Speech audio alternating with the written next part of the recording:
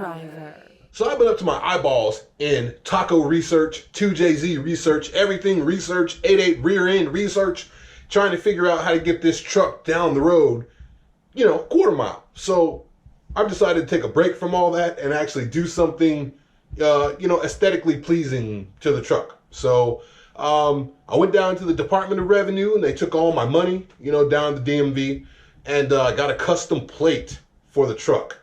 So I know a lot of people have custom plates for the truck and for their car or truck, actually. And I try to make it as obvious as possible, to let people know what the truck is and what it isn't. So I got a plate to kind of give it away a little bit. So let me show you what I got.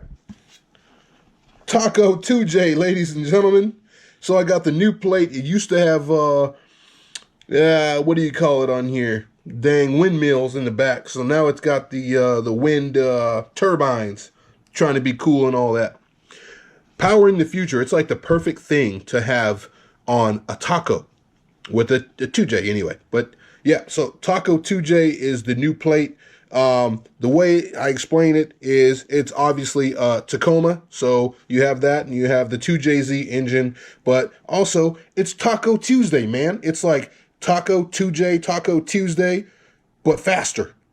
Probably doesn't taste as good, but it's faster than Taco Tuesday, and it comes quicker. So I like it. I mean, it's perfect. My Instagram is actually the real Taco 2J, so it's pretty close to that. I'll put something in the window so everybody knows what the Instagram is, but Taco 2J, man, this looks awesome. It's a pretty cool plate. It's brand new. This is the new 5-year design, so I don't have to replace it for a while. But yeah, it's pretty cool, man. And this is that new plate with the flat letters on it, good for the police car readers and all that good stuff. Pretty cool. But that's all I got for now, man. Quick update, and I'll see you guys later.